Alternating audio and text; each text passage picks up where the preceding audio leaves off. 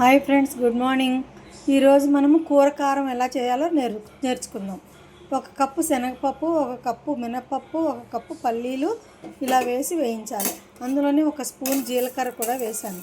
తర్వాత 1 స్పూను మెంతులు ఆరోగ్యానికి మంచిది కాబట్టి మెంతులు కూడా ఇందులో యాడ్ చేసుకోవాలి. ఎక్కువ వేసుకోకూడదు, చేదు వస్తుంది. కొద్దిగా 1/2 స్పూన్ వేసుకుంటే సరిపోతుంది.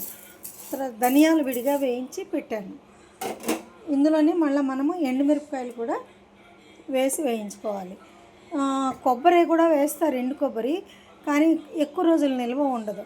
అందుకని నేను కొబ్బరి వేయను. అప్పటికప్పుడు ఎండు కొబ్బరిని కట్ చేసి చిన్న చిన్న ముక్కలు కంటే జస్ట్ గ్రైండ్ చేసి అప్పుడప్పుడు యాడ్ చేస్తాను. ఇందులో వేసామనుకోండి వాసన వచ్చేస్తుంది, కొబ్బరికి ఎక్కువ రోజులు నిల్వ ఉండదు అనమాట. దీన్ని మళ్ళీ చూడండి, ఒక 15 దాకా ఎండుమిరపకాయలు యాడ్ చేశాను. ఇదేంటంటే కారం అనేది మన టేస్ట్ని బట్టి ఉంటుంది. అలాగే దీనికి కొలమానం అంటూ ఉండదు. మన జీవనంలాగే ఇది కూడా అంతే. మనం ఎలా నడిస్తే అలా నడుస్తుంది. మనం ఎంత తింటామో అంతే వేసుకోవాలి. ఎక్కువైతే కష్టం, తక్కువైతే పర్వాలేదు, కొంచెం కారం యాడ్ చేసుకోవచ్చు. ఇలా మొత్తంగా వేగాలి. ఎండుమిరపకాయలు కూడా వేగితే బాగా గ్రైండ్ అవుతాయి అన్నమాట. తర్వాత ఇందులో ధనియాలు వేయించి పెట్టానని చెప్పాను కదా, ధనియాలు చూడండి, ధనియాలు కూడా ఇలా వేయించాలి. మరి నల్లగా కాకుండా చక్కగా ఇలా వేయించుకోవాలి. సెపరేట్గా చేశాను, ఎందుకంటే ఇందులోంచి హాఫ్ తీసేస్తాను. హాఫ్ ధనియాల పొడి తీసి పక్కన పెడతాను. అది వేరే దానికి మనం వాడుకోవచ్చు అనమాట. అన్నీ కలిపి చేసే బదులు ఇలా కొన్ని విడివిడిగా చేసుకుంటే జీలకర్ర పొడి కానీ ధనియాల పొడి కానీ సెపరేట్గా 2 డబ్బాల్లో పెట్టుకుంటే దాన్ని మనము ఏదైనా ఫ్రైస్ చేసుకున్నప్పుడు విడిగా వేసుకోవచ్చు. తర్వాత చపాతీలకు కూడా నేను అలా వేసి కొంచెం ఆకుకూర కూడా కట్ చేసి నూనెలో మగ్గేసి అలా చపాతీకి, పూరీకి, మెంతి పూరి, పాలక్ పూరి అని, ఇట్లా పాలక్ చపాతీ, మెంతి చపాతీ అని, పుదీనా చపాతీ, పుదీనా పూరి అని ఇలా రకరకాలు ట్రై చేస్తూ ఉంటాను. ఖాళీగా ఉన్నాం కదండి, ఏదో అలా కాలక్షేపం. ఇది ఒక చిన్న చిట్కా మీకు చెప్పాను అంతే. ఇందులోనే నువ్వులు కూడా వేసి వేయించుకోవచ్చు. మనం ఆల్రెడీ నువ్వుల కారం చేసాం కాబట్టి ఇదే 1 స్పూను వేసేసి గ్రైండ్ చేస్తాను బాగా చల్లారిన తర్వాత. అంతేనండి, కూర కారం రెడీ అయిపోతుంది. ఇందులో సాల్ట్ వేయకూడదు, ఎందుకంటే కొన్ని కూరల్లో సాల్ట్ ఇస్తే కానీ ఉడకవు కదా. అందుకని సాల్ట్ అనేది ఇందులో వేసుకోవడం నేనైతే అడ్వైస్ చేయను. 1/2 స్పూన్ అట్లా కావాలంటే వేసుకోవచ్చు, అంతకు మించి ఎక్కువ వేసుకోకూడదు.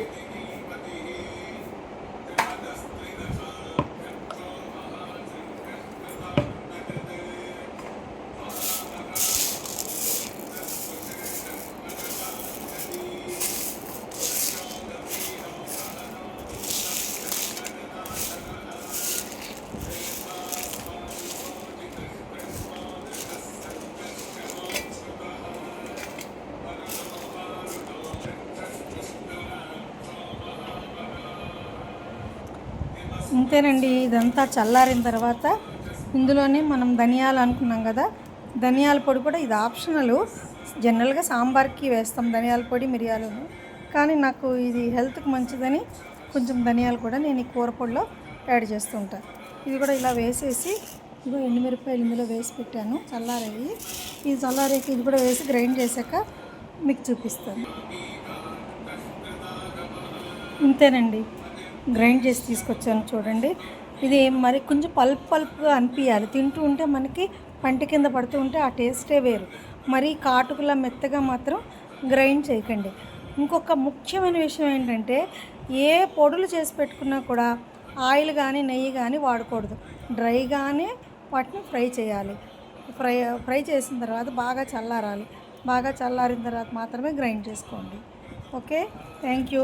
మీరు కూడా ట్రై చేయండి, కూరల్లో వాడుకోండి దీన్ని. వంకాయ కూరలో, దొండకాయ కూరలో, మోస్ట్లీ క్యాప్సికమ్ కర్రీకి టమాటా వేసి చేసుకుంటాం కదా, వంకాయ కూరకైతే ఇంకా చాలా సూపర్ టేస్టీగా ఉంటుంది.